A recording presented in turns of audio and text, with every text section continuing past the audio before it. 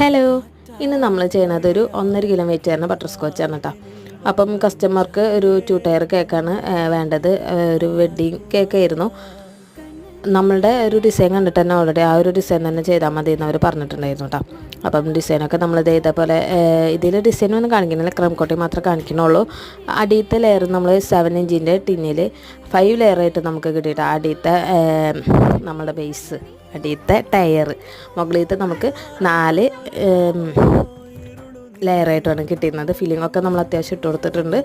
നല്ല റിച്ച് ആയിട്ട് തന്നെയാണ്. 700 രൂപയാണ് നമ്മൾ ഈ ഒരു ഇതിന് ചാർജ് ചെയ്യണത് കേട്ടോ. അപ്പം റിച്ചിന് നമ്മൾ 800 രൂപ. അതിൽ വ്യത്യാസം എന്ന് പറയുന്നത് നമ്മൾ വൈറ്റ് ചോക്ലേറ്റും കൂടി ആഡ് ചെയ്തു കേട്ടോ. അത്യാവശ്യം നല്ല പോലെ മൂവ് ഓൺ ആവുന്ന ഒരു കേക്കാണ് ബട്ടർ സ്കോച്ച് കേക്ക് എന്ന് പറയുന്നത്. ഈ ഒരു കസ്റ്റമർ നമ്മുടെ സ്ഥിരം ബട്ടർ സ്കോച്ച് വാങ്ങിക്കുന്ന ഒരു കസ്റ്റമറാണ് കേട്ടോ. അപ്പോൾ ഇതിന് ഫൈനൽ ലുക്കൊക്കെ നമ്മൾ അടുത്തൊരു വീഡിയോയിൽ കാണിക്കുന്നുണ്ട്. ഇതിൽ ഇഷ്ടപ്പെട്ടതിന് എല്ലാവരും സബ്സ്ക്രൈബ് ചെയ്ത് സപ്പോർട്ട് ചെയ്യണേ. Bye bye.